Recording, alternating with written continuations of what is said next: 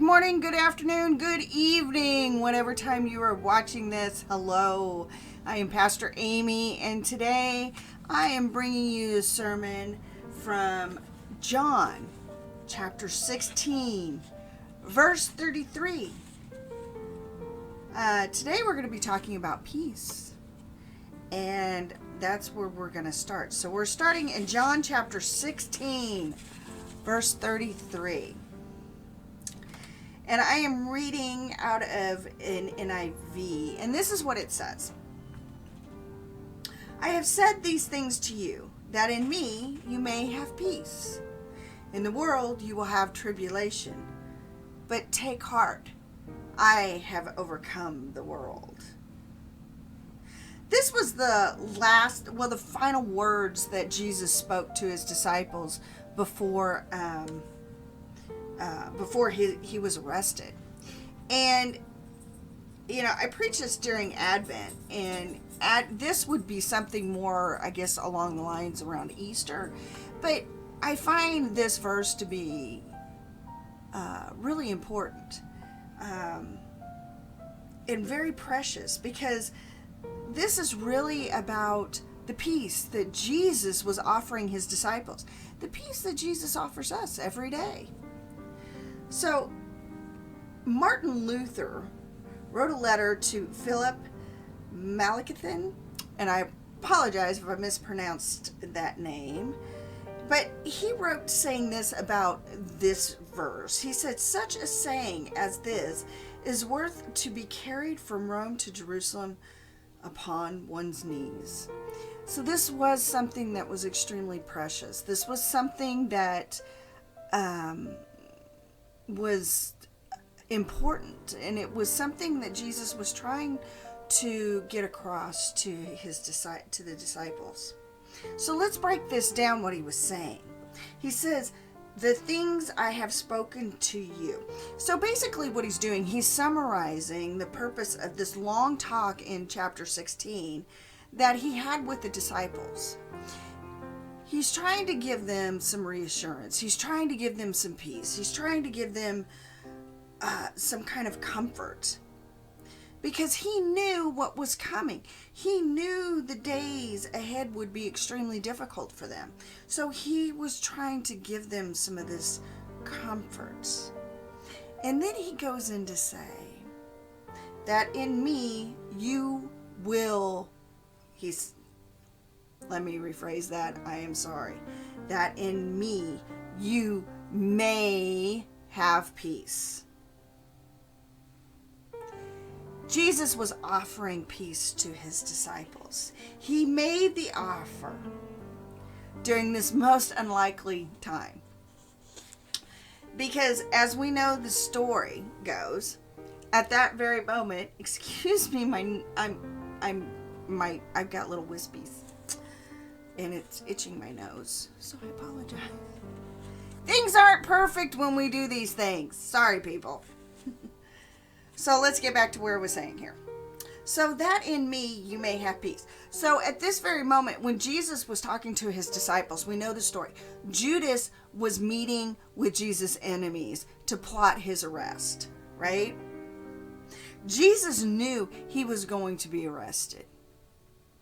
He was going to be forsaken, rejected. He was going to be mocked. He was going to be humiliated. He was going to be tortured. He was going to be executed the very next day, before the end of the day. And you would think the disciples should have been comforting him, but instead he was comforting the disciples.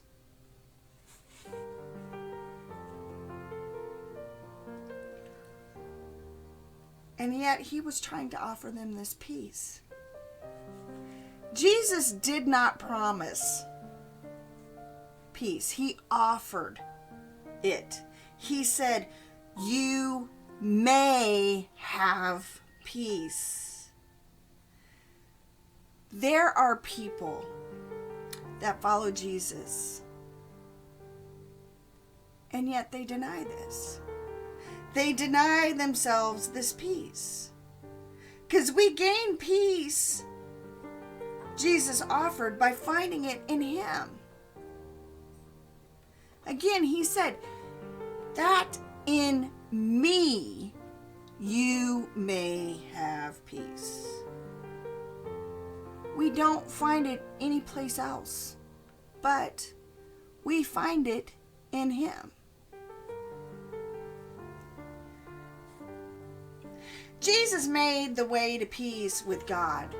In Romans chapter 5, verse 1, it says, therefore, since we have been justified through faith, we have peace with God through our Lord Jesus Christ. Ephesians chapter 2, verse 14, Jesus made a way to peace with others. It says this, for Jesus is our peace. It's pretty important. For Jesus is our peace, who has made them both one and broken down the middle wall of division between us. So Jesus, he didn't simply just make peace between man and God. He made peace between all people. He broke down this wall between the Jews and the Gentiles. He broke down this wall so we all have this peace.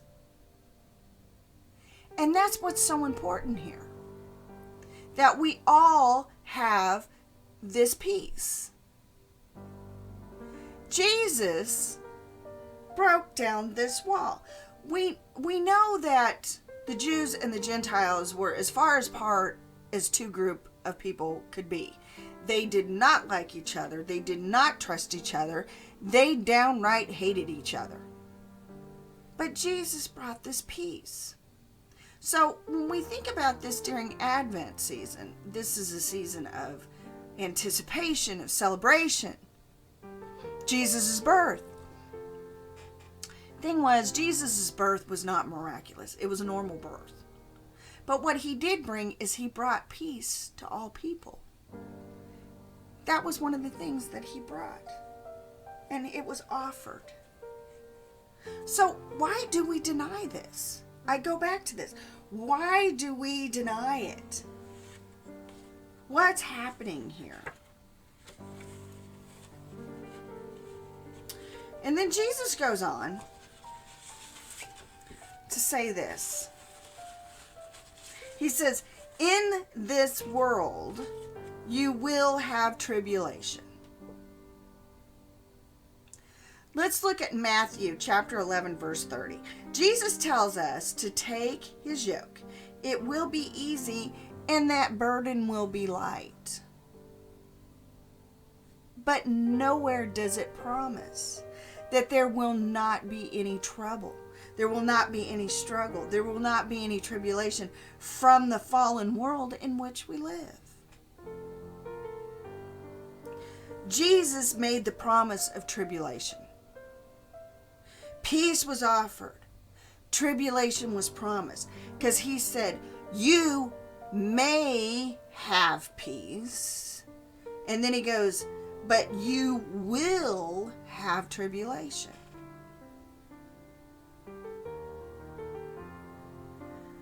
As Christians, we tend to bring fewer problems upon ourselves, but we still have problems. We still have issues. I personally do not know of any Christian or any person that doesn't have problems or doesn't have issues in their life. I don't know of any. I don't. Do you know that discipleship, it is about learning to discover peace when you're surrounded by a threat? Learning to pose that tranquility of peace when you're constantly having hostile forces coming at you about your faith. That's part of discipleship.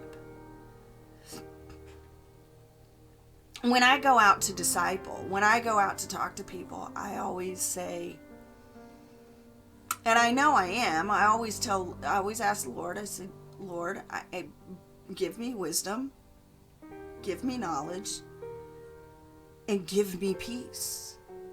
because I know peace is not promised. I know it's something that's offered. So I have to ask for it. And he will offer it, and I have to take it. It is a gift. And sometimes we have a hard time accepting gifts, don't we? But it's a gift that he's giving, and we must accept it.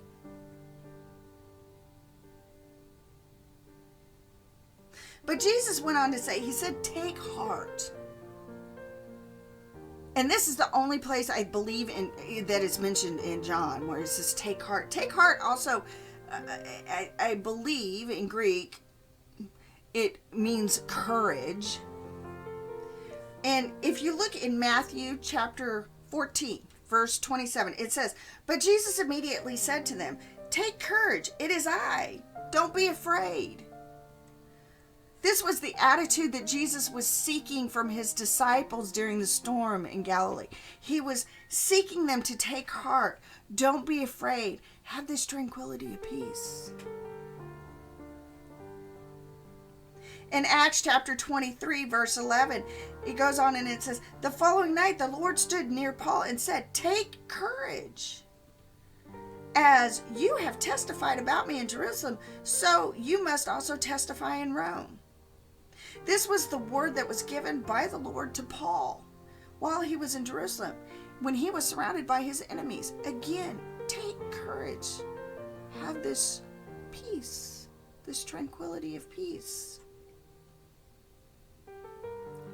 You see, when we understand this, when we understand that peace is offered, it is not promised, it removes this false hope that struggling Christians, new Christians often have. And sometimes those of us Christians that get into this rut of expectation, and it happens, that we have this hope that there will be a day that we can just scoff off temptation, that we have this hope that there will be a day that our victories will be effortless over and over and over. It's not true. It's not going to happen. We are promised a struggle as long as we are here on this world. But we have peace in Jesus. It is our responsibility as Christians to remind those that are coming to faith, those that are struggling, those that are new, that peace is not promised. It is offered. We have to accept it. We're promised to struggle. How many times have we seen Christians that are new to faith, that are struggling, that something drastic happens in their life and it could be a death, it could be an illness, it could be something, and they're devastated, and they're like, why, God? Why did you let this happen? And instead of asking God, give me peace so I can get through this, I can get over it, I can get around it, I can go above it, and I can grow stronger in you. I'm reaching out to you. We forget that sometimes. Jesus proclaimed the truth of his victory when he said, be of good cheer, I have overcome the world. When he ended, be of good cheer, I have overcome the world. This was an amazing statement. Jesus knew what was about to happen. Try and put yourself in his shoes for a minute. I bet you can't have that kind of peace. But try and put yourselves in his shoes for a minute. This is a man who knew that he was going to be arrested. He was going to be mocked. He was going to be humiliated. He was going to be forsaken. He was going to be tortured. He was going to be executed. And he's telling his disciples, be of good cheer. I have overcome the world. I don't know about y'all, but that's the kind of peace I want in my life. That kind of peace.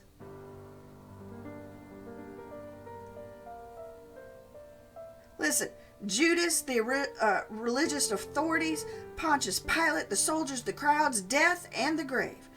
They couldn't overcome him. Instead, Jesus could truly say, I have overcome the world. Now, I'm telling you what. If Jesus has overcome the world and has that kind of peace, you are not going to find that kind of peace in your government. You're not going to find that kind of peace in your state representatives, in your town, in your families, in your friends, in your husbands, in your wives, in your children, in nature. You're not going to find it in your church. You're not going to find it from your pastor, and I'm not going to find it from y'all. You know where you're going to find it? You're going to find it in Jesus. That's where you're going to find peace. And I want that kind of peace that Jesus had, that he was offering, and that he still has. I want that. That's true peace. Because death ain't going to give it to me. The grave ain't going to give it to me. Jesus is going to give it to me because he overcome it. And if it's true then, it's even truer now.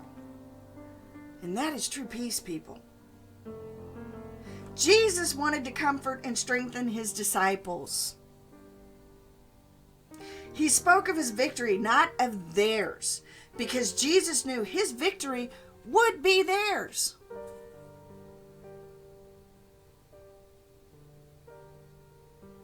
Now that Jesus has overcome the world, and it brings us good cheer, that is our foundation for our faith.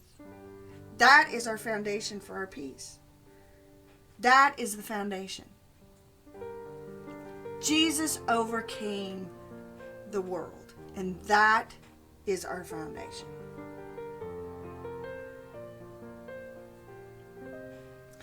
And when we understand that, we see that Jesus is in control. Jesus may have left, but he did not abandon us. He is still here. We know that he loves us. We see that his victory is his.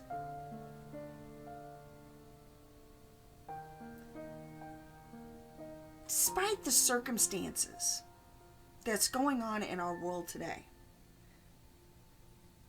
the victory of Jesus outweighs all of that. It outweighs the jeopardy of the world today. It outweighs it all.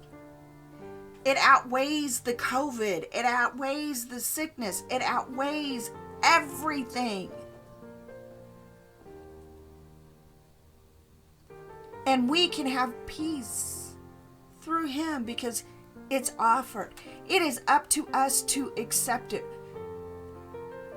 When you deny Jesus, when you deny God, when you deny the Holy Spirit, you deny that peace. You know, if God tells me, hey Amy, I need you to get up, get in a car, you need to drive to this town and go to this event, I want you to go. And I'm like, I don't feel like it. I got a headache. I'm not going. I just denied God's peace. Because there was probably somebody there that God wanted me to meet that can come into my life, that can take a stress away from me, that can help build something, that can help give me an idea or something that will give me some peace so I can get rid of a little bit of stress. When you say no to God, you deny your peace. And the world is denying it left and right. And all you have to do is turn on the news and see what's going on in our world today. It is our responsibility as Christians to go out and explain the peace is not promised, it is offered. What we're promised is a struggle. But with our faith and our love in Jesus, we will find that peace because we will only get it from him.